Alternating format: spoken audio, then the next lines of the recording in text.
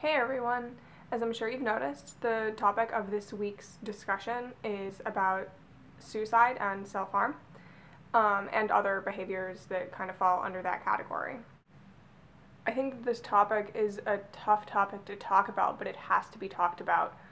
A lot of people out there, it's a perfectly normal thing for people to feel depressed or unhappy or feeling like they want to self-harm or feeling like they want to commit suicide.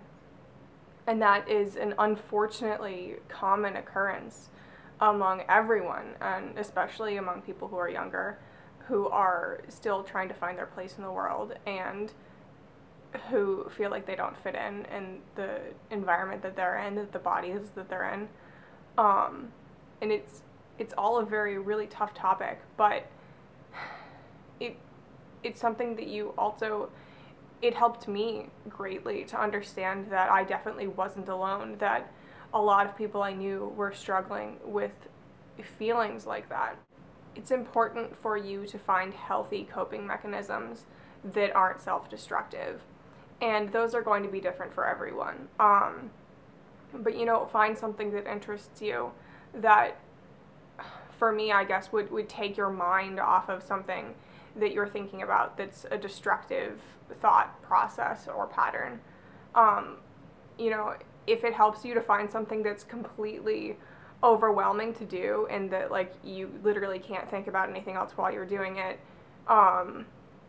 except for the activity at hand, like maybe that is something that you want to try. For me, in high school and college, I swam, and that's an activity that you basically like you have to be thinking about swimming, because it's what you're doing, and if you have to stay in your lane, you have to remember to breathe, you're timing yourself. It's an all-inclusive activity, and it's absolutely overwhelming. And then at the end of it, you're tired, and but you're a good tired. So exercise definitely helps. Just in that it's an activity for you to do that will wear your brain out, and so you have a little bit of a breather afterwards when you feel better and your endorphins are running high.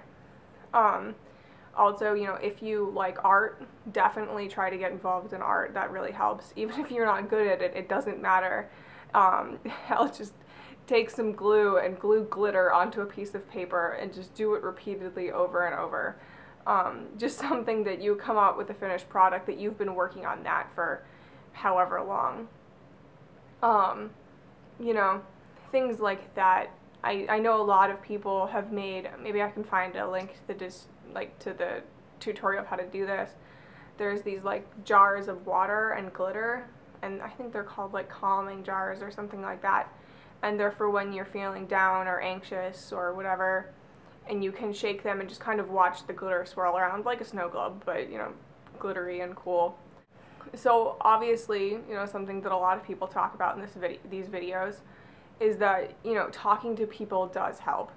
If you're the kind of person where talking helps. I find it very hard to put thoughts into words sometimes.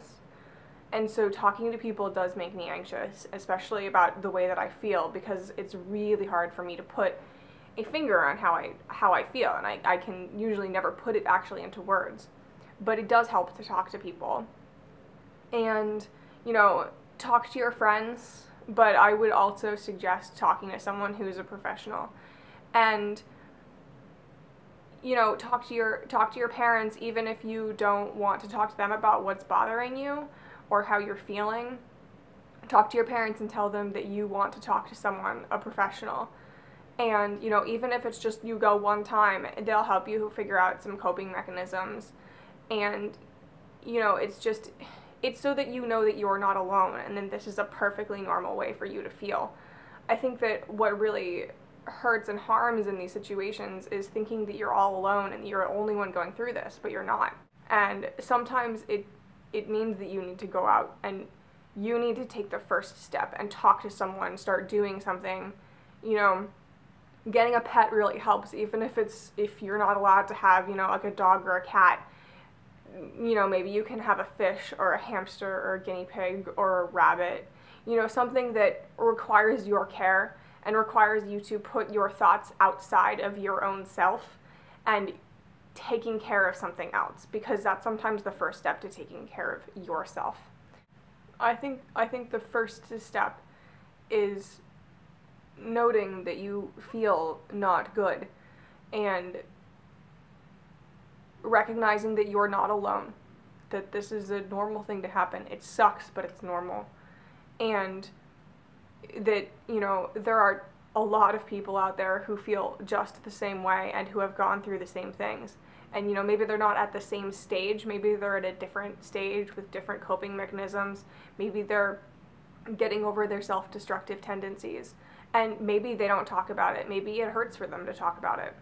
But just know that, anyone you know has probably gone through something like this, has felt similar ways to you.